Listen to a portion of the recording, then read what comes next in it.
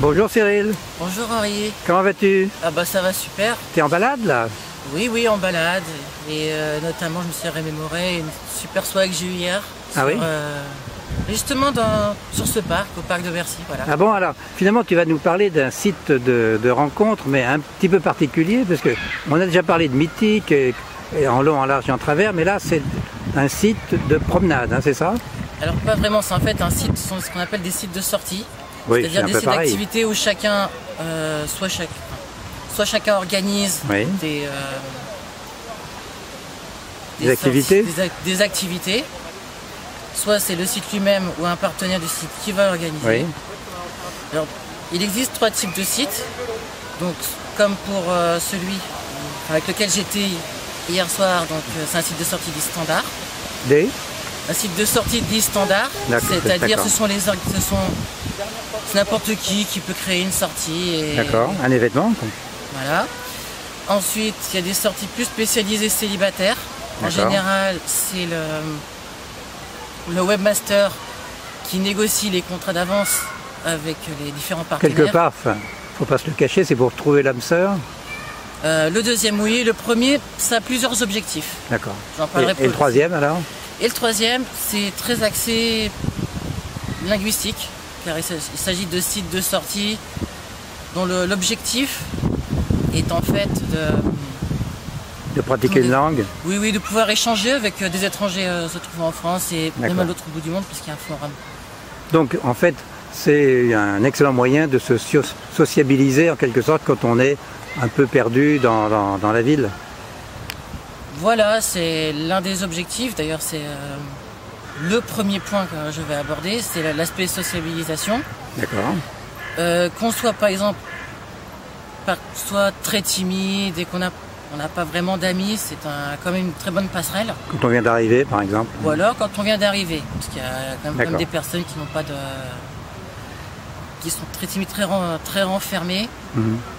Et donc, de ce fait... C'est aussi, alors le point 2, un excellent moyen de se déconnecter du quotidien et de son boulot. Et de penser un petit peu à autre chose, d'aller s'amuser avec à chaque fois de nouvelles personnes, donc de s'amuser.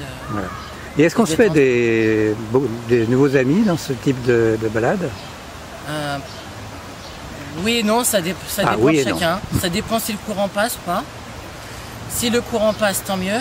Dans ce cas, on va suivre l'activité de l'autre personne. Oui. Ou l'inverse, l'autre qui va suivre. Dans les deux sens, ça peut fonctionner dans les deux sens, bien sûr. Bien sûr. Et donc là, au fur et à mesure, effectivement, des liens plus importants vont se créer. Et donc on va partager des passions ou en découvrir des nouvelles, c'est ça?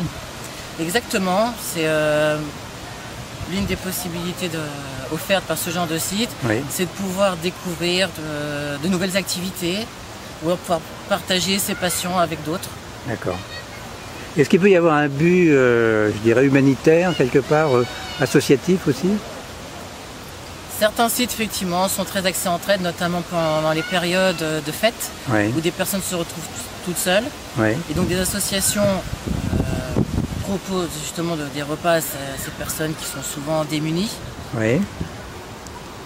Et alors donc nous, en tant que membres de ces sites, on est invités à les rejoindre pour aider à la préparation et à leur tenir compagnie pendant ces soirées-là. Ah, d'accord.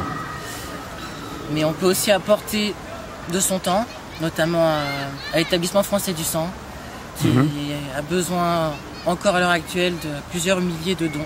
D'accord.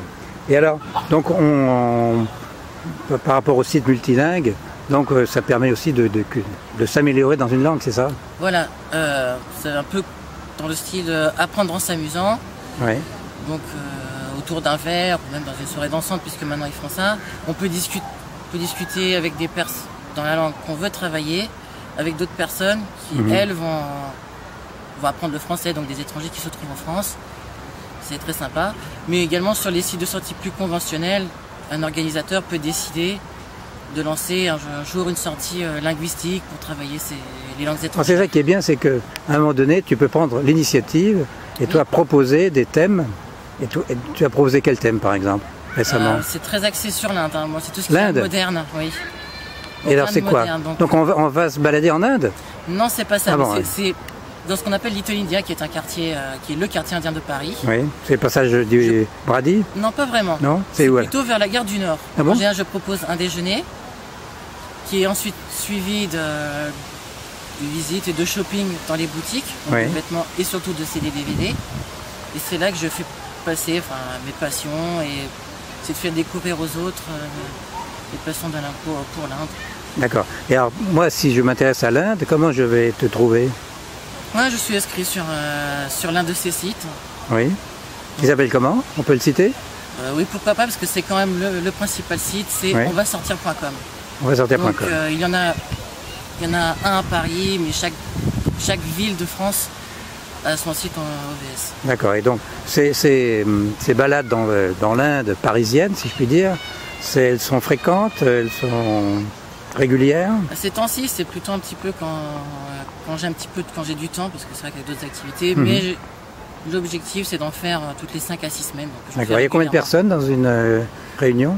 Je limite à 6-8 pour qu'on puisse rester un petit comité et que ça reste vraiment convivial. Jusqu'à 14, c'est ingérable. D'accord.